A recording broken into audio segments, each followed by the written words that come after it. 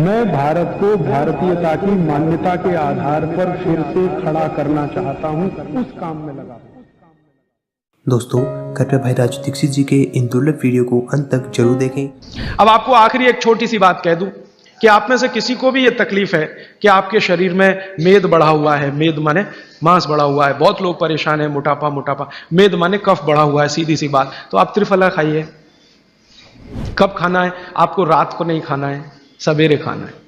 जिनको भी मांस बढ़ा है, शरीर पर मेद बढ़ा है, उनको अगर छाटना है, इसको कम करना है, तो त्रिफला सवेरे खाना, आंवला सवेरे खाना। आप त्रिफला नहीं खा सकते तो आंवला ही खा लीजिए, 4 आंवले 3 आंवले रोज खा लीजिए। आंवले को मुरब्बा बना के खा लीजिए, मुरब्बा को और आंवले का अचार बना के खा लीजिए, आंवले की चटनी बना के खा लीजिए, जैसे भी है आंवला खा लीजिए।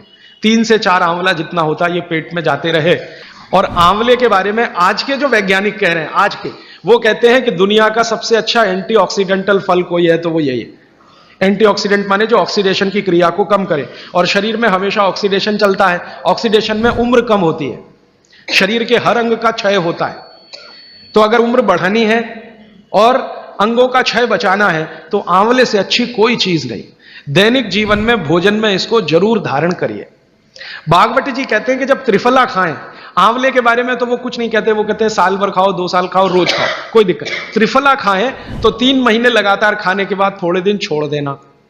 3 महीने 90 दिन खा के थोड़े दिन छोड़ देना, माने 15-20 दिन छोड़ देना, फिर अगले 3 महीने खा लेना, फिर 15-20 दिन छोड़ देना, फिर 3 महीने खा लेना। क्यों कर लेना ऐसा? वो कहते हैं कि ये छोड़ना जरूरी है बीच में, नहीं तो शरीर को आदत लग जाती है, और वो आपने अगर छोड़ा नहीं तो आपको कुछ दुष्परिणाम भी दे सकता है। लगातार अगर त्रिफला खाया तो कई दिन ऐसा लगेगा कमजोरी आ गई, अगर बीच में छोड़ा नहीं तो छोड़ के खाना। अब किसी व्यक्ति के लिए जो छोड़ने का समय है वो 3 महीने से थोड़ा पहले भी हो सकता है, ज्यादा भी हो सकता है, इसलिए मैंने बीच का बताया। 3-3 महीने करके छोड़ छोड़ के खाना। आगे प्रश्न जी, मात्रा कितनी? मात्रा में बता देता हूं। जिनको वजन कम करना है, वजन कम करने के लिए त्रिफला या आंवले का उपयोग करना है तो आंवला 3 से 4 और त्रिफला हमेशा बड़ा टी स्पून, एक तो छोटी चम्मच होती है, एक थोड़ी बड़ी चम्मच, तो 1 चम्मच, हाँ, गुड़ के साथ सुबह, नहीं तो शहद के साथ। और जिनको रेचक के रूप में उपयोग करना, पेट साफ करने के लिए, आंतों की सफाई करने के लिए, वो रात को खाएं। रात को भी आंवला लगभग 1 चम्मच, लेकिन छोटी चम्मच। कैसे खाना है? गुड़ के साथ कैसे मिलाएं? आंवले का चूर्ण आपके पास है, थोड़ा गुड़ ले लो, चूर्ण और गुड़ को ऐसे हाथ से मसल दो, वो लड्डू जैसा हो जाएगा, गुड़ उसको अपने में समा लेगा, फिर गुड़ खा लो। पीछे से थोड़ा दूध पी लो। मैंने आपको कहा था कि भागवती जी कहते हैं कि दूध एक ही चीज के साथ पिया जा सकता है, वो है आंवला। क्या कहते हैं बहेड़ा? वो तानी।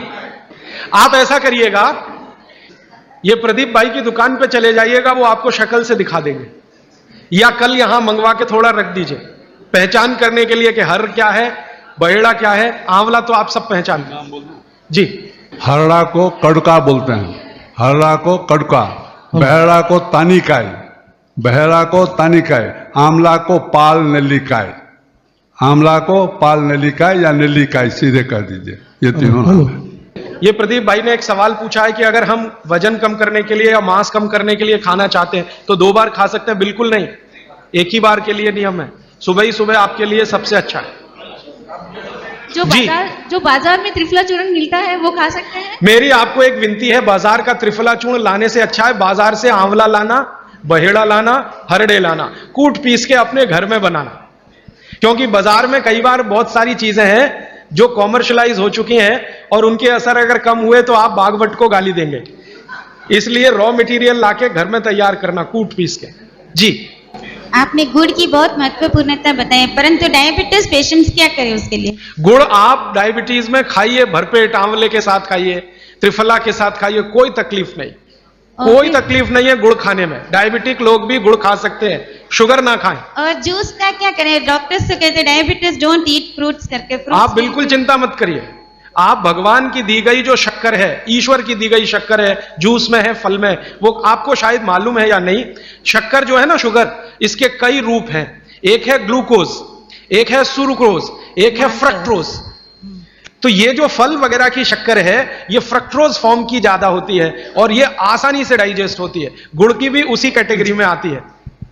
तो आप चीनी मत खाइए, गुड़ खा सकते हैं, शहद खा सकते हैं, फल खा सकते हैं। मीठे कोई भी फल खाने में तकलीफ नहीं है, बशर्ते कि त्रिफला खाते रहें, थोड़ा त्रिफला लेते। जिनको भी डायबिटीज है वो भी त्रिफला का सेवन करें, क्योंकि डायबिटीज मैंने कहा ना वात का रोग है, तो वात कम करेगा। त्रिफला में तीनों चीजें हैं जो वात नाशक हैं, आंवला, हरड़ा, बहेड़ा।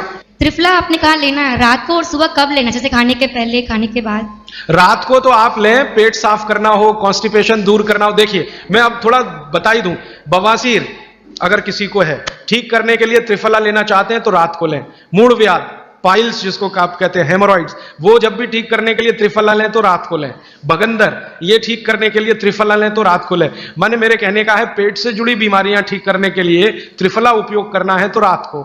चम्मच एक छोटी, दूध के साथ या गर्म पानी के साथ। और अगर आपको मांस कम करना है, कफ नाशक बीमारियां, कफ से जुड़ी हुई बीमारियां, तो सुबह खाने के बाद लेंगे रात को, और सवेरे लेंगे खाने के पहले। खाने के ही नहीं, नाश्ते के भी पहले 40 मिनट, नाश्ता करने से 40 मिनट पहले।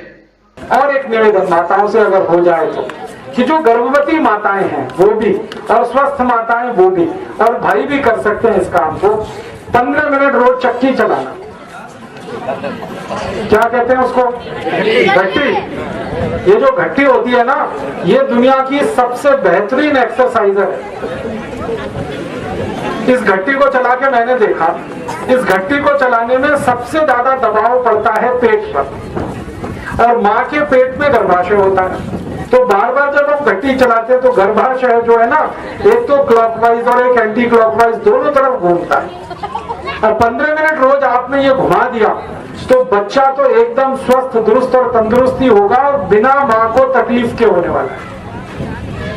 क्योंकि गर्भाशय में फ्लेक्सिबिलिटी अगर है किसी भी माँ के, तो बच्चा तो आराम से बाहर आएगा। तो 15-20 मिनट माताएं घट्टी चलाएं, अगर गर्भावस्था में है तो, स्वस्थ हैं तो भी चला सकते हैं। और भाई लोग घट्टी इसलिए चलाएं कि पेट अंदर हो जाएगा सवाल। ये आजकल सबकी टोन बाहर निकल आई है। माताओं का पेट बाहर आए तो समझ में आता है वो गर्भावस्था में है। ये पुरुष किस चक्कर में पेट बाहर में आए, इनकी टोन बाहर क्यों आनी चाहिए?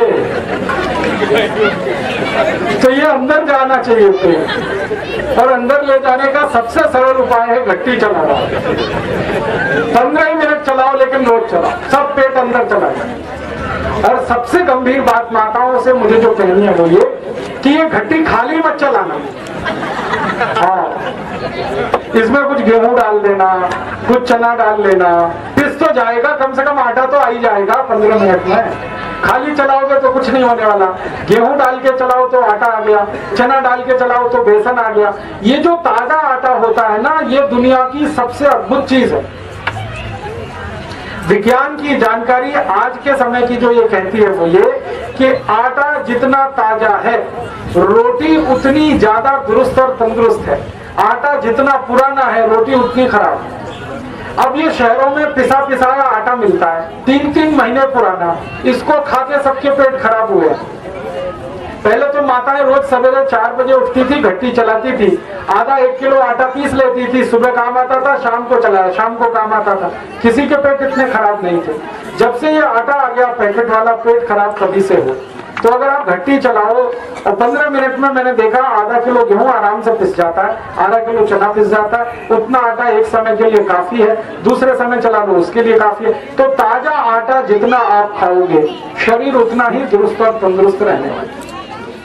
आटे के बारे में आयुर्वेद में कहा गया कि पिसने के 48 मिनट के अंदर उसकी रोटी बन जानी चाहिए, रोटी बनने के 48 मिनट के अंदर उसको खा लेना चाहिए। अगर इतना कर पाए तो बहुत अच्छा।